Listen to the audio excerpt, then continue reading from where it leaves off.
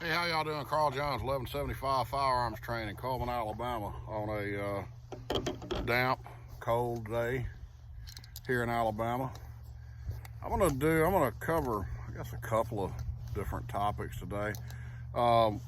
Starting out, I'm gonna talk about a review of three handguns that I've been shooting.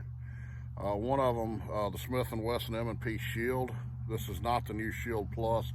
This is the old one that comes with both a 7 and an 8 round magazine, one of each. I've been shooting that one good, probably 9 or 10 years, maybe a little longer. I don't remember when they came out, but it wasn't very long after they hit the market that I picked one up, and I'm a big proponent of it. I think it's a great gun. But I've got a couple others that are newer entries into the field, newer. One of those is the Ruger EC9s, which is kind of the economy, hence the E, I believe, version of the LC9s. And then the other is the Glock 48, which I did a video on before, and that's kind of what spawned this video, was to compare it to the other two. Let me just show you the guns real quick, see if I can get this camera flipped around here, or maybe not. But if you can see those, the Ruger, the EC9 is in pretty much the same size range. I didn't actually look up the barrel length or the width or measure anything like that, but it looks like to me to be maybe slightly shorter. You got a fraction of an inch there, shorter than the Shield. It also seems to me to be a little bit less bulky in some areas. I don't know what the exact weight distinction or difference between the two is, if there's any at all, but to me this gun actually feels a little bit lighter, and it also feels a little bit more ergonomic than the Shield does to me. The Glock 48 that's come out recently, I don't remember the exact date. It's another thin gun. It's a single stack magazine, but there's a company out there called Shield Arms that makes a double stack, or it's actually it's not a true double stack. It's 15 round magazine for this gun. One note on that: if you go to that magazine, you've got to swap out the mag release on it, because it's a metal magazine. And what I'm told is that the metal magazine will actually mess up in some way the stock mag release on the Glock. So if you're going to go carry that Shield Arms mag, make sure and swap out to the upgraded metal mag release for the Glock, which I don't think is very expensive or very hard to do. As you can see, as you saw when I showed the camera down there, hopefully you saw, I can tell if you're seeing it or not. The 48, the Glock 48 is slightly longer than either the Shield or the Ruger EC9. You know, that doesn't bother me. Honestly, that doesn't bother me at all.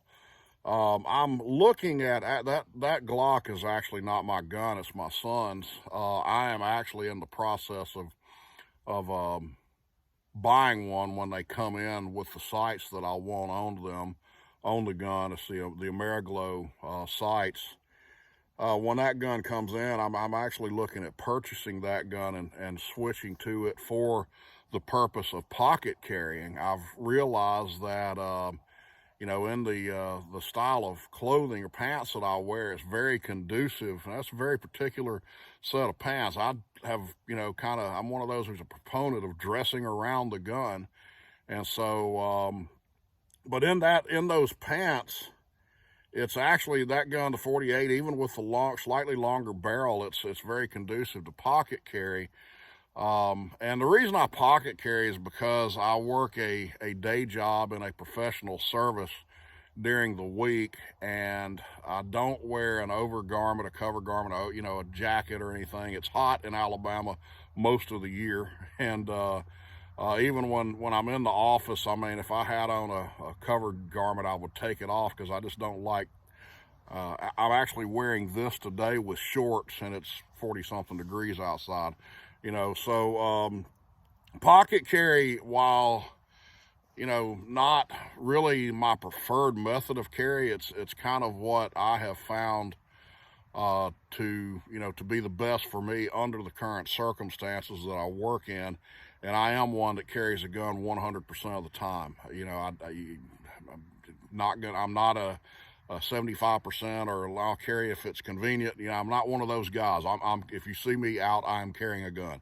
If you see me around my yard, there's about a 99.9% chance I have a gun. Okay, so you gotta kind of dress around the gun, or select the gun based on the way you dress, or both. And that's what I have done. I've been very specific about it. But the Glock 48, getting back to that subject, is very conducive to concealment in general. It is a very good shooting gun. I have found that I shoot better with the AmeriGlow sights, which is why I'm swapping to them. I have learned that I acquire them quicker, and I tend to be more accurate. A case in point, on the video that I shot, that was just a short kind of observational review of the 48. I shot about a 3 or 3.5 inch group at 45 feet using the stock Glock sights.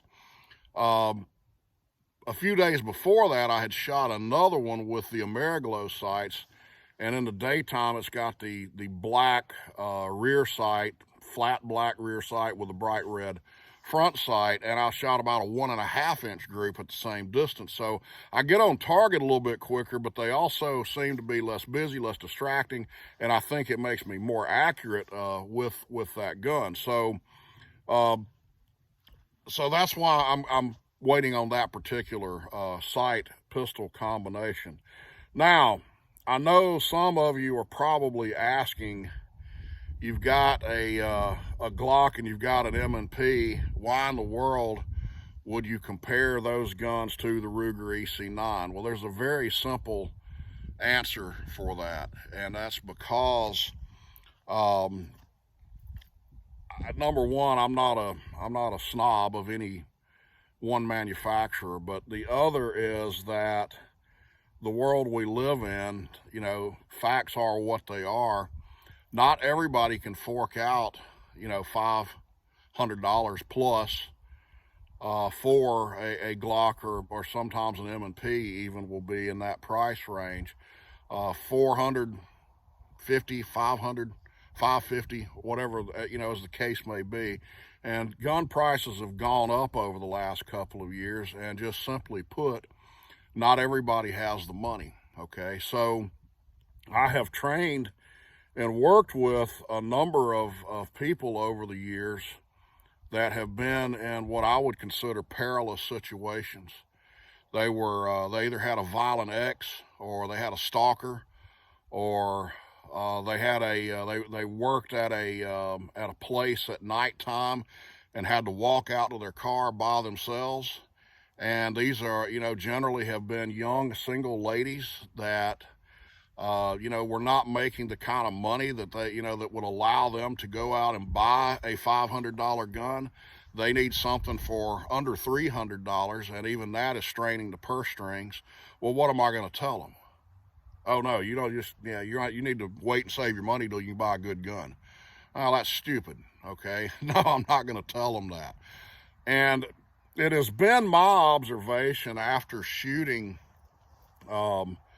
several guns in the sub $300 price range, that the Ruger EC9, I've been shooting it now, as if you look closely when I flash the camera down there, that gun's got some wear on it, and I've only had it about 6 or 8 months, and I've been carrying the gun. Okay, I like it. I have shot it several times, and I don't know how many I haven't put 1,000 rounds through it, but I'd say I'm between 500 and 1,000 easily, and probably closer towards the 1,000 round range. And it's been dependable. The gun's run. I've cleaned it once, by the way, or twice, by the way, which is the only negative thing I would say about the gun is I don't like the breakdown process on it, but it is what it is. I can live with it, So I have had 2 malfunctions on the gun, and both of those were shooting a cheap off-brand type of ammo that I won't name, but if I did name it, you would be familiar with it. And I have had similar experiences with Glocks, M&P, Springfields, and basically every other gun on the market using that same ammo. So I'm not going to put those 2 malfunctions on the gun. I don't think it was the gun that caused it.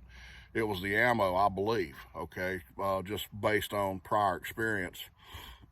So my observation of the Ruger EC9s so far is that, if you've got a person in your life who needs a gun, they want to buy their first gun, maybe they're in a perilous circumstance in their life,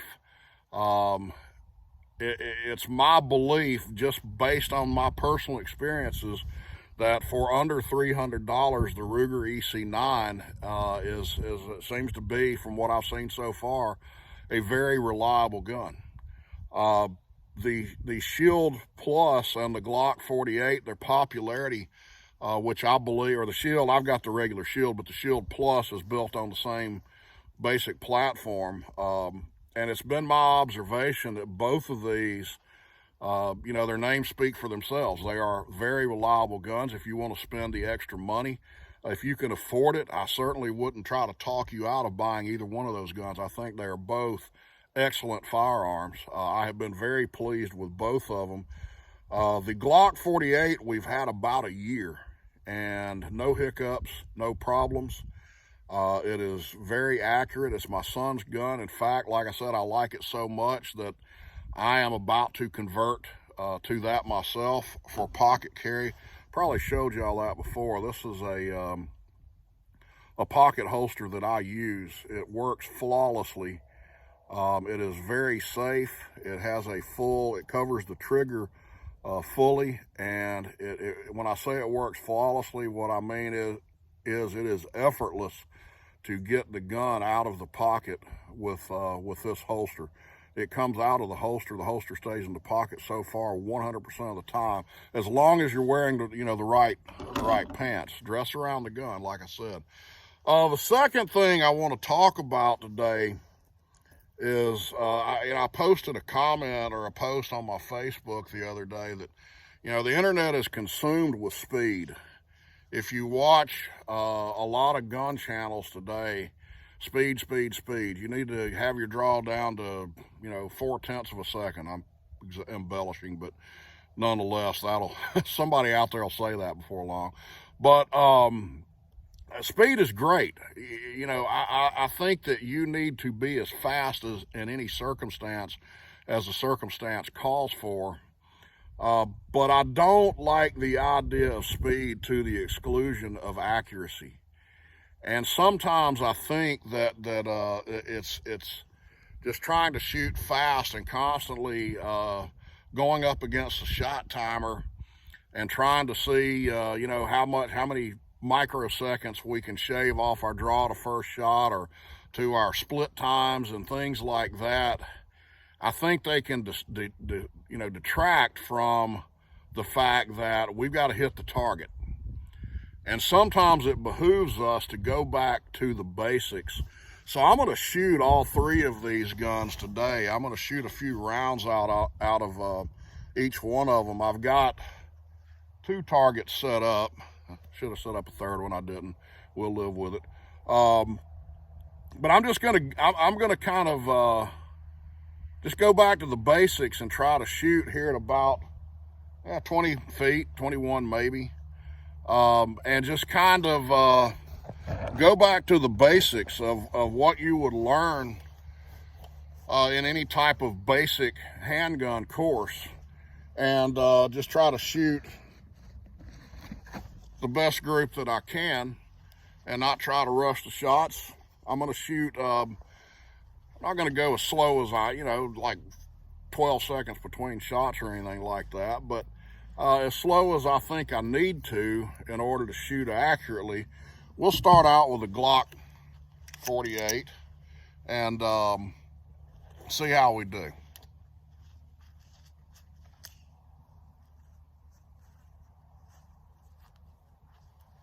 Swivel the camera around a little bit.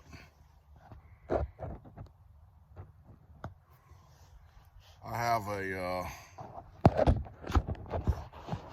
very low-tech camera stand here. Yeah, there we go. All right, let's see how we do here.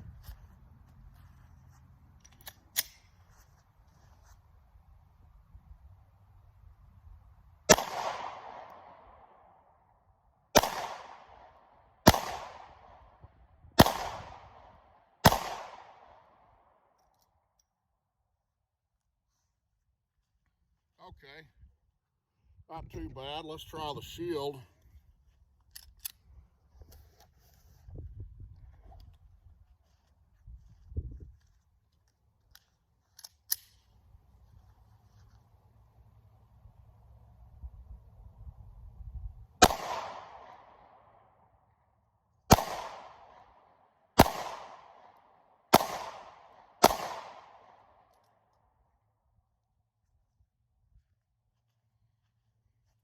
Still at about the same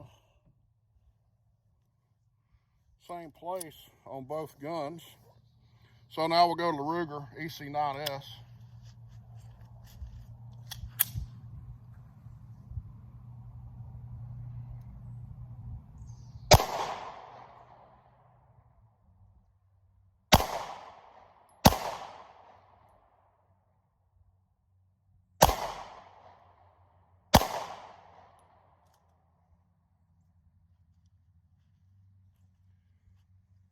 Let's walk up here and look at the targets. Like I said, I'm not going super slow, and I'm not going real fast either. One thing, this is the Ruger, so we've got about a 1.5 inch group from left to right, and about a 1 inch group from top to bottom.